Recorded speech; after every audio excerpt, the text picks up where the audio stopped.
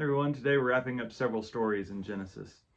Today we have in chapters 23 to 25 the death of Sarah. We have the marriage of Isaac and Rebekah. There's a nice story there in chapter 24 of how they get together, a servant that goes and finds her. But it's kind of odd, despite Isaac's narrative importance, he doesn't really get much in his own story. He's not really much of a character. He's kind of the patriarchal middle child, I guess. It notes in this section that Abraham, after Sarah dies, remarries and has several more kids because Genesis has talked about him as the father of many nations. It's a story we skip sometimes. He marries this woman named Keturah. Now, one thing that's interesting with this little story is there's a rabbinic tradition that actually identifies her with Hagar, Ishmael's mother.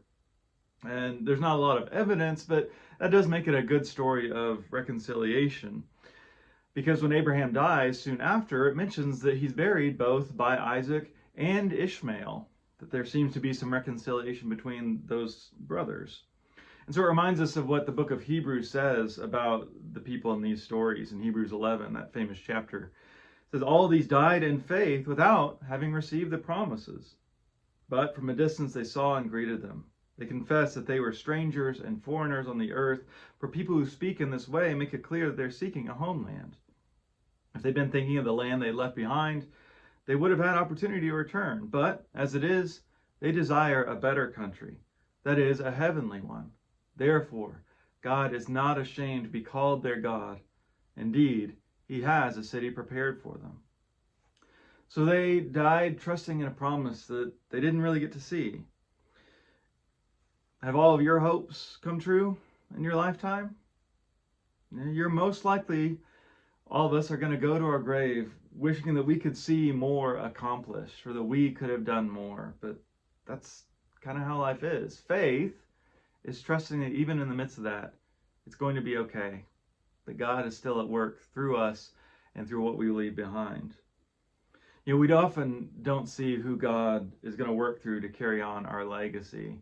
It mentions once again Ishmael, the surprising character that we think shouldn't matter to the story. He keeps coming back, this non-chosen son who is still blessed. And so I want to close today with some quotes from Rabbi Jonathan Sacks, who's talking about these stories. It says, intimated here is one of the most striking themes of the Pentateuch. God chooses those who cannot do naturally what others take for granted. Abraham, Isaac, and Jacob all promised the land of Israel, own none of it, and have to beg or pay to bury their dead, pitch their tent, or draw water from wells that they themselves have dug. Israel is the people whose achievements are transparently God-given. What for others is natural for Israel must be the result of divine intervention. Israel must be weak if it is to be strong. It is Ishmael's natural strength that disqualifies him, yet Ishmael is not vilified.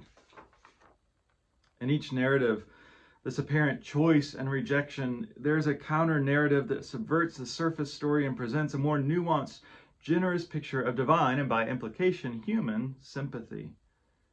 The surface narrative itself is revolutionary. It asserts that the hierarchy of the ancient world, while the elder is destined to rule, the younger to serve, is about to be overthrown.